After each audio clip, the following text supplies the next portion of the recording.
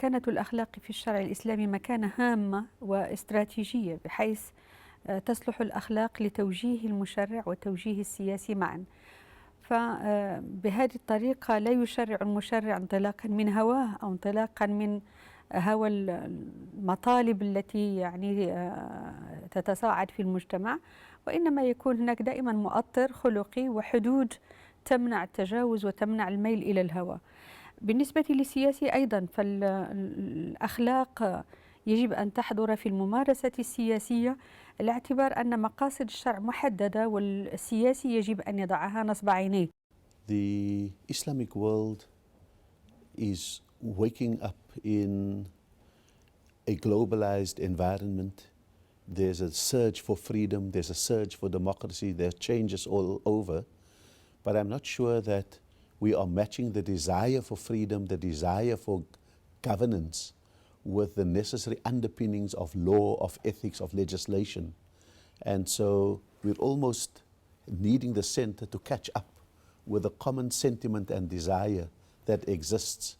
And if it doesn't come up with a set of governance-related policy issues and so forth, we may find that we will not be able to give concrete expression to the desire for governance, and we may then have setbacks on the way. So it's absolutely critical that there's a place where this is being researched, where this is being thought about, where this is being written up, and from where advice comes to countries like Egypt, countries like Tunisia, countries all over the Middle East, but also I think to Muslim and Nordic communities.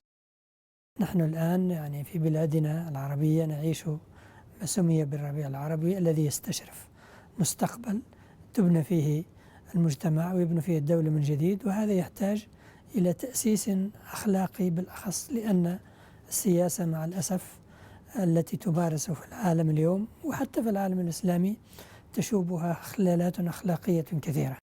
At the center of this, and at the issues of identity in many Muslim societies today, are questions that deal with Islamic legislation and ethics. You know, in terms of what does it mean to talk about Islamic reform? What role does law play? What issues of change need to be considered, or if you will, ijtihad? On the other hand, it has very much to do with political identity. The emergence of new governments within the Arab world raises questions for citizens within those societies, whether they are, if you will, more Islamically oriented or more secular oriented, etc., about the question of what does it mean to talk about equality of citizenship? What does it mean to talk about human rights? What does it mean to talk about gender relations? And how do we then deal with that? What's its relationship to Sharia? What role should Sharia play? The conference is the topical themes that we are discussing: the nature of state in Islam and the substance of ethical limits that must govern freedom of expression. These are very much related to one another. The state is the guardian of the ethical standards of society, but then there are limits. What are those limits, and how do we present our standards to the rest of the world? I think there is much to be discussed and addressed in a different way, in a different language. We are challenged by new realities. I think those new realities and challenges have not been addressed in conventional discourses, and I think that now perhaps we are opening. ندرس في تاريخ الأديان أن فترة الانحطاط في حياة أي مجتمع يتحول الدين إلى مجرد قوانين من غير روح أخلاقية. يضيع الجانب الأخلاقي والروحي والجمالي من الدين ويبقى الجانب القانوني، فيصبح الدين كله افعل أو لا تفعل.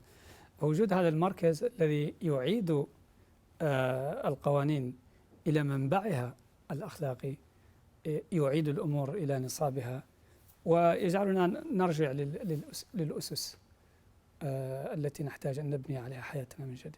في النهاية هي القوانين نوع من التجسيد للقيم الأخلاقية، ولا ينبغي أن تنفصل عنها. الأخلاق هي النبع، القوانين هي التجسيد، فهذا التجسيد يحتاج إلى أن يرجع إلى نبعه من وقت لآخر ويستمد منه باستمرار. أما المركز فقد زرته من قبل، طلعت على وثائقه وأعلم أنه هو مبادرة ما زالت في عهد التأسيس ورسم هموم المركز التي يريد أن يؤديها، وأحسب أنه الآن يوافي حاجة ماسة، لأن صحوة الإسلام التي بدأت عاطفة وحسب الآن بدأت تتحرك نحو العمل، لأنها ظهرت سياسيا كقوة ناطقة بمناهجها أو كقوة فاعلة كذلك بسلطانها، لأن تمكنت في السلطة، فتستدعي أن يبين لها، وهي لم تجرب من قبل تفقد التجارب من قبل، أن يبين لها الهدايات، الأحكام والنظم التي يمكن أن تقدمها للناس وكيف يمكن أن ترضي بها الناس. ثم هي تحتاج كذلك للضوابط الأخلاقية والدوافع الأخلاقية لممارستها، والضوابط لمراعاة ما يقابلها كذلك، حتى يقوم مجتمع كالمثال الذي تحلم به يعني. وهذا عسير في أوقات الانتقال الجديد يعني، بغير تجارب وغير عبر وغير عظات. ومثل هذا المركز الآن هذا هو همه، ولذلك وافى حاجة ملحة الآن، وافاها. وأسأل الله سبحانه وتعالى أن يوفقه يعني يتمكن.